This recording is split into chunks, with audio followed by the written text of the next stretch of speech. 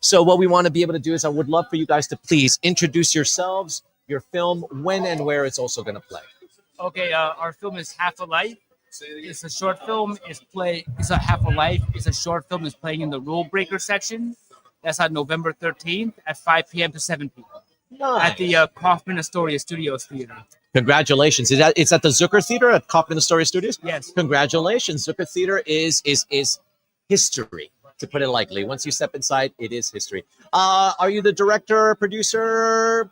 Introduce. Yes. I'm the co-director. My name is Sanjit Majumdar. Nice to meet you. My co-director is my twin brother, Raj Majumdar. And Savita is the star. Oh, well, look at that. So we have the co-director and the star as well, too. Well, congratulations for being a part of this festival. One of the questions that I would love to let you guys know, being that our festival, it's all about connections.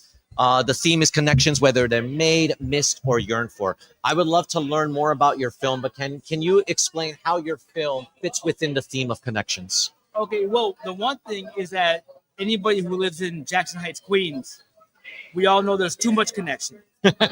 Too much connection in Jackson Heights. It's in the streets in the daytime, it's in the nighttime. You could buy anything. You could buy any kind of drug you want. You could get any kind of whatever else you want. And our film deals with illegal immigration documents forgery. Oh. You know those people we see on the street saying social? Yeah, social. Yeah. Yeah, it's even bigger now. So the main character of our film is played by Finn Wittrock. Uh-huh. He's an Emmy nominee. He's a known actor. Nice. He plays Ivo Terzic, a Bosnian Muslim refugee from the war, who's now in Jackson Heights, who's a counterfeiter. His business is selling fake green cards in Jackson Heights. Yeah. And Savita's character is interviewing Ivo to try to expose him for social media clout.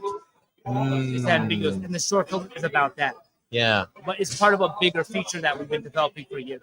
Yeah. Well, I was born and raised in Jackson Heights, so I completely understand what you mean. And I'm always fascinated about people who always want to film about Jackson Heights. And that to me has always something I've been growing up with. So I'm kind of interested to see how detailed it is, especially with that world that you're explaining with, because I know the social every time I'm walking down the street. Yeah. So believe me, I grew up with that, English and all that. So one of the things I also wanted to know that I understand that this was this shot completely in Jackson Heights? In Jackson Heights, and we had great, we had wonderful contributions from the Jackson Heights community, from Akbar Kiran Haider. He's a big part of the Bangladeshi community. Nice. So he got us a free graphic store. Oh, wow. On the Okay. short film, right? Free location. Yeah. Right? Beautiful location. And it's on Bangladesh Plaza, right near Diversity Park. Yeah. So we shot this in one day in 10 hours. Wow. In Bangladesh Plaza, and then the last part in Diversity Plaza with the social scenes. Originally, that was meant to be shot in Roosevelt Avenue, right? Good luck on that. Yeah, under the train, right? You can't even get sound there. Yeah. But Diversity Plaza is so beautiful to look at. It looks like Blade Runner. Yeah. We just put it there. And I also think that Diversity Plaza is also Jackson Heights. We think Roosevelt Avenue, but Diversity Plaza is pretty much Jackson Heights too. Are you guys from Queens? Oh, I was born in Jackson Heights. And I was born in Queensville. So not Queensville, so you're local Queens as well too. Local Queens. All right, so now we have two Queens locals. Great, and I love the fact that we have Queens local telling the Queens story. I would love to ask both of you guys. It's like, well, mostly you first, and then I'm going to ask you a completely different question. But I understand why, but I want to hear from you. Why did you submit your film to this particular festival, Queens World Film Festival? Well, to me, Queens always meant a lot to me. Because my story is kind of strange. I was born in Jackson Heights, right? And then my family bounced around for a little bit, and we ended up in New Jersey, in a small town that was extremely racist, right? And I'm still traumatized from it. I'm still angry about that. My experience there. One of my good friends from Jackson Heights, from Woodside. No, not Woodside. He was in the area next to the mall. Oh, okay. Queen Center Mall? Queen Center Mall. Okay. Not Jackson Heights. Regal Parkish kind of, He was there. He passed away. I remember I told some kids at the school about that. In this small town, they started laughing about his name. So for me, I always wished my family just stayed in Jackson Heights. Because I always love the diversity of the community. You could be yourself here. You could be anybody here and still be accepted, right? Of course, there's like gang stuff. Yeah, of course. Yeah. Whatever, right? I could handle that stuff, Yeah. right? Violent stuff I could handle. Racism I can't handle. Yeah. But so when I made my film, when I wrote the screenplay for the full feature of Half a Life, I wanted to show a vision of this world of this kind of diversity that wasn't like woke politics, where wasn't shallow. It was very much about these people interacting. Yeah.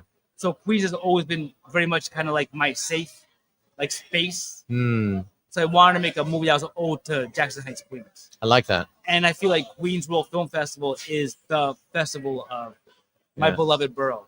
Yeah. It kind of reminds me, the way you're describing it, it kind of reminds me, and a lot of people have also said this too, that Queens has sort of become the new Manhattan.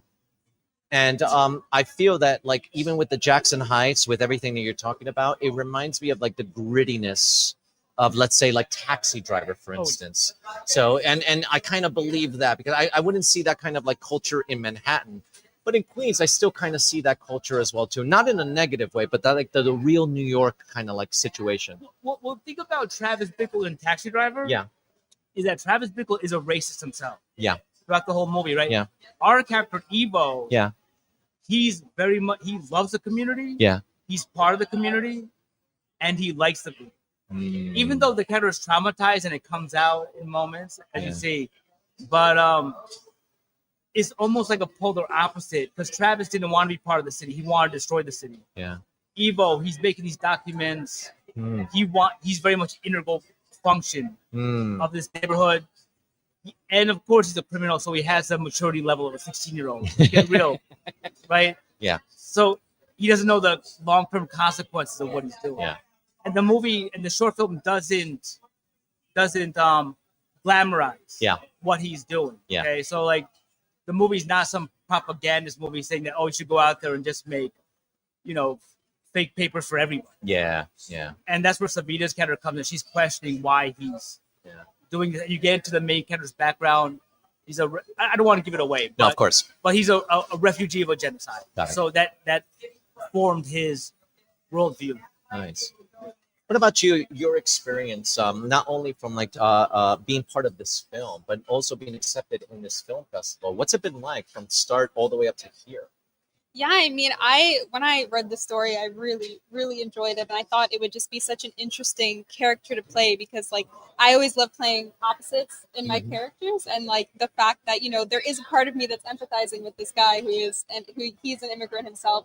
He, at his core, he obviously is a criminal, but he's trying to help these people, and then so it's like I was trying to make a lot of conscious decisions on how to play the character, but there was a part of me that's like, yeah, I mean, if I'm thinking about that, but then also from the fact of like, well, I'm trying to expose him because he is doing a crime. Yeah. It was just really fun to play in my opinion.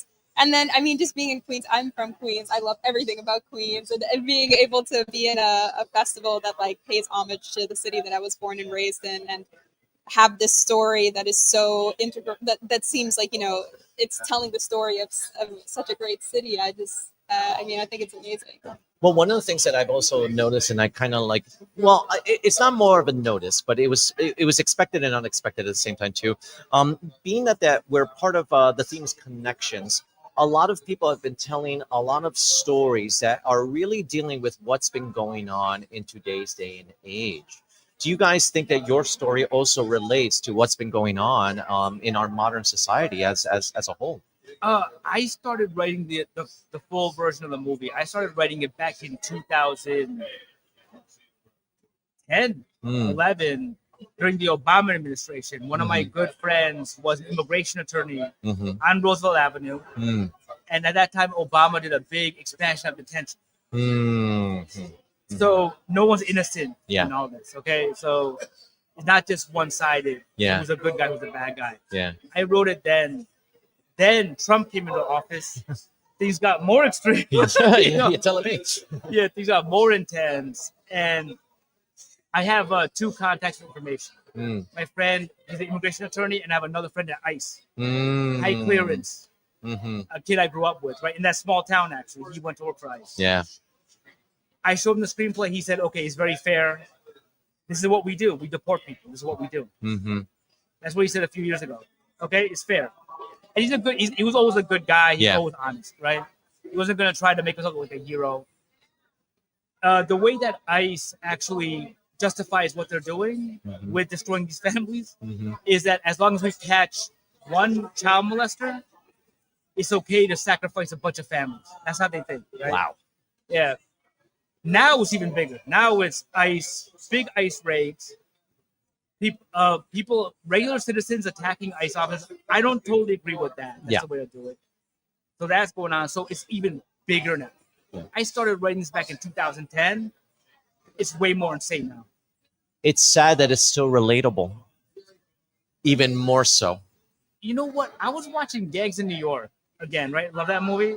Yeah. This conversation was going on back in the 1860s, man. New York. New York. Oh, yeah. This is not It's- new. Yeah, it's like either we're progressing or regressing. So hey, we got to go in one direction. We're going to go.